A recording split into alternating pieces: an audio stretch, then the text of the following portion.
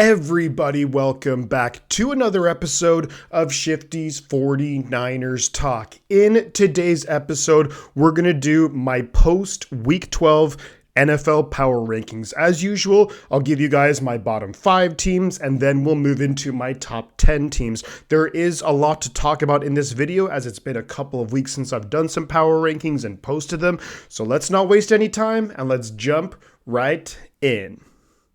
Alrighty guys, we are going to kick it off with my bottom 5 teams heading into week 13 in the NFL season. And it's crazy that we're already in week 13.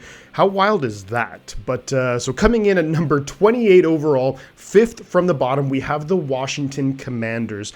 They are 4-8 on the year. They just lost to the Dallas Cowboys on Thanksgiving, 45-10. They were just blown out. The week before, they lose to the New York Giants. And this team is just trending in absolutely the wrong direction. I think Sam Howell's had a really solid year, better than I think anyone probably expected. However, Washington needs a lot of help. They traded away Chase Young and Montez Sweat, so they're going to need to rebuild in the offseason, and I don't think it will be Ron Rivera with them moving forward. They need to get an offensive line, and they need to rebuild that defense to stand a chance against the likes of the Cowboys and the Eagles in that very tough NFC East. Now coming in at number 29 in my power rankings, we have the New York Jets. They're 4-7 on the year, and they just lost badly to the Miami Dolphins on Black Friday. Looking at the Jets, their offense can't do anything. They bench Zach Wilson, they have Tim Boyle starting, and that's just also a nightmare. The offense is a complete disaster. But when you actually look at the details, there's good reasons why. Nathaniel Hackett, not a good offensive coordinator. They've started so many different guys on their offensive line. You can see Garrett Wilson is getting frustrated, so is Breece Hall. But even worse, the defense is getting frustrated. That Jets defense was so good for the first, maybe 8 games of the season. The last 2 games, they've kind of fallen apart. And I don't really blame them. They know they're not going to get any help from that offense. Things are not looking good for Robert Saleh in New York. Now coming in at number 30 in my power rankings, third from the bottom, we have the Arizona Cardinals. They are 2-10 on the year, and they just lost to the LA Rams. Getting Kyler Murray back definitely kind of bumps up how fun and exciting the Cardinals could be to watch, because before that, with Josh Dobbs, who I think was put in a really bad situation, you look at the Cardinals now, a little bit more fun to watch, but they're still losing a lot of games. Here's the positive for the Cardinals moving forward is, of course, they have their own first-round pick. They have the Houston Texans first-round pick, which right now should be somewhere in the middle of the first round, and they have some cap room to work with in the offseason. So this could be a team, give it a year or two, give Jonathan Gannon some time, and they could really turn things around. But this year, not looking good at all out in the desert. Now coming in at number 31, second from the bottom in my power rankings, we have the New England Patriots. The Patriots 1-10 on the year. They just lost to the New York Giants. Tommy DeVito, who would have ever thought Bill Belichick losing to, was Tommy DeVito like an undrafted or a late round draft pick rookie guy with a terrible Giants team? I can't believe what's happened to Bill Belichick and the Patriots. And Bill Belichick only has himself to blame. He's the GM, he's the head coach, he builds this team. It's on him. This is all on him. I think, can you fire Bill Belichick? Probably not, considering what he's done and been there with that franchise, but it's not looking good at all in New England, and some big changes are going to need to happen for the Patriots this offseason. And coming in at number 32, and absolutely no surprise to anyone, it is the Carolina Panthers. They're 1-10 on the year. They just lost to the Tennessee Titans, who are not a good team. Some of the play calling that matchup was just dreadful. I don't know what the hell Frank Reich was thinking, but now Frank Reich is going to have a whole lot of time to think, because he just got fired by the Carolina Panthers. I'm kind of worried about Bryce Young. I don't know where things are going to go in the future. We've talked about it so many times in these power rankings. The Panthers are just in a really difficult situation. The one bright spot, though, Ejiro Evero, their defensive coordinator, has actually managed to keep his guys playing well, playing tough, and keeping them in some of the games. So good job there, but outside of that, things looking terrible in Carolina. Now, before we get into my top 10, let's give a couple of dishonorable mentions. Chicago Bears are one of those teams who very could have easily been in the bottom 5. They had a really bad loss to the Lions where they threw that game away. They scraped a very boring win over the Minnesota Vikings with Josh Dobbs, who didn't play well. Chicago Bears, I think another team probably going to be looking for a new head coach in the offseason. You also have the New York Giants. They got a nice win in the weekend, but still the Giants, not a good team. Tommy DeVito, I don't think anyone believes in him. The team around him, not great either. A lot of injuries. Giants having a really bad year. And finally, the Tennessee Titans. Yeah, they beat the Panthers, whoop-de-doo. But the Titans, they still have a lot of work to do. I think you just keep playing Will Levis, see what you think about Will Levis, move into the offseason, go from there, reestablish yourselves, reevaluate, see what you want to do moving forward. Do you rebuild? Do you try and construct a winning roster in a not great but not terrible division? Interesting times ahead in the NFL for Mike Vrabel and the Tennessee Titans. But now coming up next, guys, will be my top 10 teams in the NFL.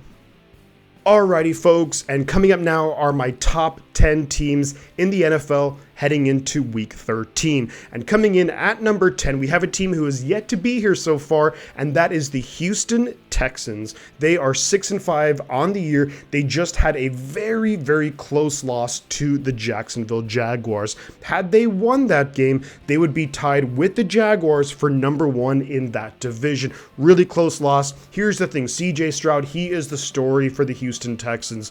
Easily the front runner for the NFL Rookie of the Year, getting some MVP talk, but not only that, Tank Dell has been just awesome for the Houston Texans, another rookie. DeMeco Ryans rookie head coach, he's been great. Rookie offensive coordinator Bobby Slowick. It just goes on and on and on. The Houston Texans are one of the most fun teams to watch in the NFL. They're also one of the youngest teams, and when you just look at their potential moving forward, it is massive. Now, they don't have their first round pick next year because they traded up to get, Will Anderson, who's having a really good year himself, also a rookie. So things are looking good for Houston. As a Texans fan, this year, maybe you don't make the playoffs, but you have to be really excited about the future there. And now coming in at number 9 in my power rankings, we have the Pittsburgh Steelers.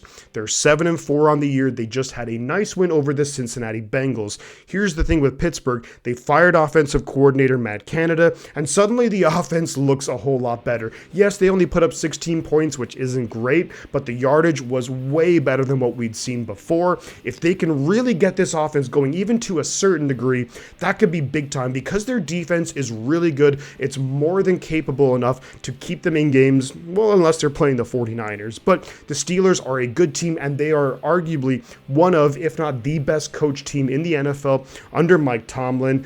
The one thing you're concerned about is Deontay Johnson. What the hell kind of effort was that on Sunday? That was terrible. Division game, you win the game, you're 7-4.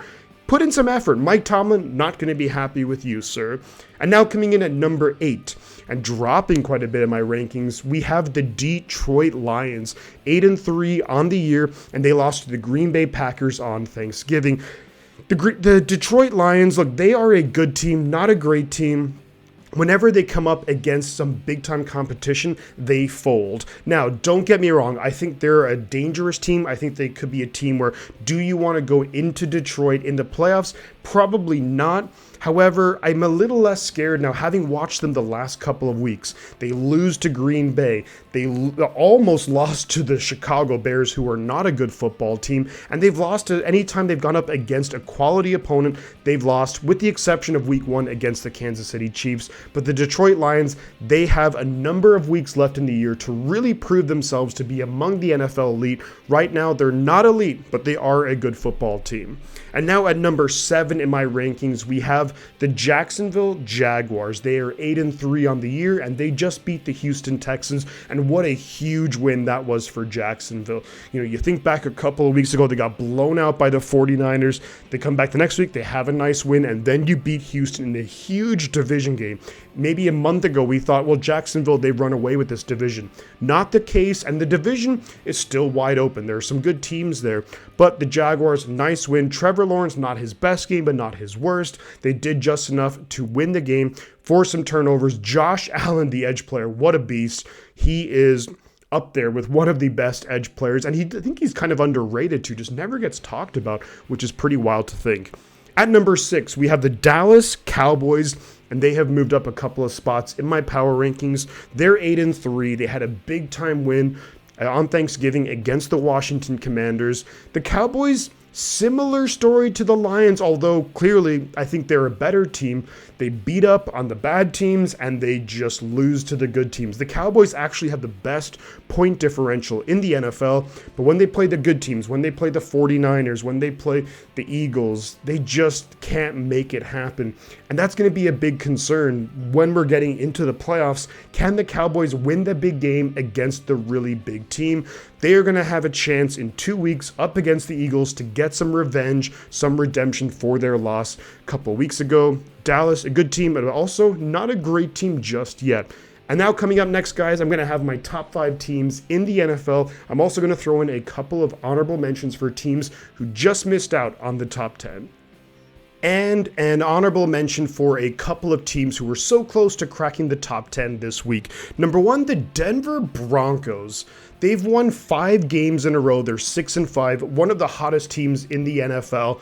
And if you asked me a month ago, 2 months ago, would I ever imagine Denver even having a shot at getting in the top 10? I would have said hell no, but they've turned it around. They're playing really, really well. Russell Wilson statistically and on the field having a good year. Defense is playing okay. Maybe they needed to offload a couple of guys, but the Denver Broncos, super hot team right now. Then you look at the Indianapolis Colts, a team who's won 3 games in a row. They're playing really well with Gardner Minshew behind center. Indianapolis Colts, they are still very much within a shot of competing and potentially winning in the AFC South. Finally, you have the Buffalo Bills, 6-6, not a great record. However, they've had a really tough schedule. It seems like every week they're playing the Chiefs or they're playing the Eagles or just one of the elite teams in the NFL. I think they're still a very good team, but it just seems like this year, and especially with the injuries to Matt Milano, Tre'Davious White, I don't know if they'll be able to keep up and compete legitimately with the AFC's elite. But let's get to my top 5 teams in the NFL heading into week 13. And at number 5, we have the Miami Dolphins. They are 8-3. They had a really nice, convincing win against a reeling, struggling New York Jets team. The Dolphins, Tua, another good game. Offensively, they're able to do their thing. Kind of hard to judge their defense simply because they played the Jets, who just can't move the ball whatsoever. Miami Dolphins, they're similar to the Dallas Cowboys and the Detroit Lions. They really just need to beat 1 or 2 elite teams for me to be a little bit more convinced about them. They're a very good team. Would I want to face them in the playoffs with that offense? Probably not. However, I think that they just need to prove themselves in the big game. The defense sometimes struggles at times. Tua has some moments, but they're still a fantastic team, and that's why they're number 5 in my rankings. And at number 4, we have the Baltimore Ravens. They are 9-3 on the year, and the Ravens had a nice win against the LA Chargers. That defense is ridiculous. Only giving up 10 points to Justin Herbert in that offense, super impressive. That could carry them potentially all the way to the Super Bowl. The offense did just enough. You look at Lamar Jackson, Odell Beckham, Zay Flowers, they're finally getting the passing game going. However, losing Mark Andrews, that could be critical, especially when it comes to playoff time in those critical situations when you look at 3rd and 7, where Mark Andrews was the guy for Lamar. Now, not so much. He's done for the year. You got to rely on your wide receivers, and can they consistently get a run game going? That remains to be seen. And now at number 3 in my rankings, we have the Kansas City Chiefs, 8-3 on the year, and the Chiefs just beat down on the Las Vegas Raiders. For a while, that game looked like it was going to be very competitive. The Raiders went out to a 14-0 lead. Kansas City comes back from that point, and they outscore the Raiders 31-3. They finally did what you expect them to do. My questions with the Chiefs are lingering, though. They just don't seem to have that number 1 wide receiver. So much of it is relying on Travis Kelce, and it's not easy by any means to try and shut him down. But if you can, I just don't know if I can trust guys like Marquez Valdes-Scantling, Kadarius Toney, Sky Moore to make the big plays when it counts. The defense has really helped out and stepped up, and probably one of their better defenses that they've had in the last few years. However, just not totally convinced by their wide receiver group. Isaiah Pacheco had a nice game. They got to keep that run game going, and it's one of those things where Will the Chiefs be good enough come playoff time, especially when they have to probably face what looks like now at least a really good Baltimore defense? That's going to be awesome to see. And at number 2 in my power rankings, we have the San Francisco 49ers, 8-3 on the year, and we got a big time win on Thanksgiving against the Seattle Seahawks. The 49ers have bounced back really well after a 3-game losing streak. We have the bye week, we destroy the Jaguars, we destroy the Buccaneers. For the most part, we destroyed the Seahawks, except that third quarter was dreadful. This Sunday, it is going to be a potentially season-defining game. And I'm just going to do this. I'm going to mix it up a little bit. I'm going to say we all know, but the number 1 team I have in my rankings are the Philadelphia Eagles. 10-1, they beat the Bills in overtime.